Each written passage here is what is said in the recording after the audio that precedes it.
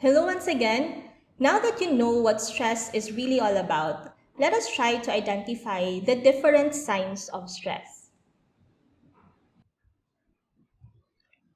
When we experience stress, it is manifested through our behaviors, emotions, thinking, and even through physiological reactions in our bodies.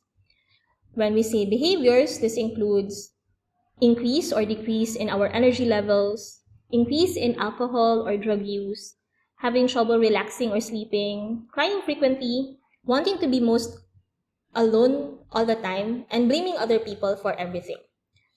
When we are stressed, we also experience physical symptoms like stomachache or diarrhea, headaches or body pains, losing appetite or eating too much, sweating or having chills, tremors or muscle twitches, and being easily startled.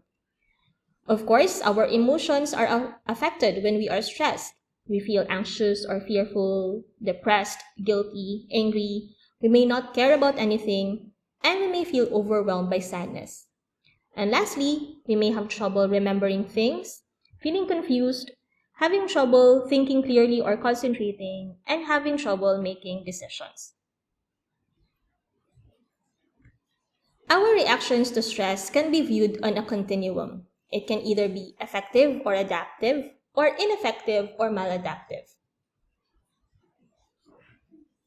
We can react to stress effectively or ineffectively. Now, according to Dr. Hanseli, we go through different reactions to stress, which we call the general adaptation syndrome. This includes the alarm stage, which happens when a person experiences a stressor or demand, resistance stage, when a person resists the negative effects of the stressor, and exhaustion stage, when a person literally gives up for he or she can no longer handle the stressor.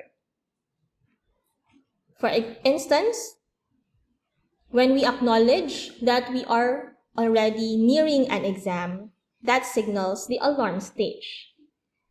When we start preparing for exams, we enter the resistance stage. We can spend several sleepless nights. We may forget to eat our meals, but we do not mind because we are so focused on battling the stressor. In the exhaustion stage, we may already be physically or mentally drained from battling the stressor. And most likely, we experience this when our reactions to stress are not healthy nor adaptive. So when we are stressed, it may have different effects on us physically, psychologically, and even behaviorally.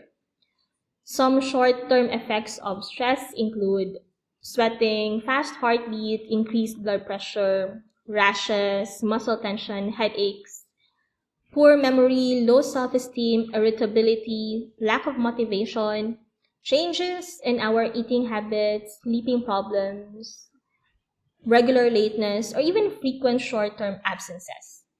On the other hand, long-term effects include high blood pressure, heart diseases, back pains, anxiety, depression, alcohol or drug addiction, and other long-term absence in class. So stress really affects our body, and that is normal. But if we don't pay attention to our bodies and manage our stress, this can weaken our immune system and lead to serious health problems. So that ends this session. Now you learned that stress really has an encompassing effect on our lives.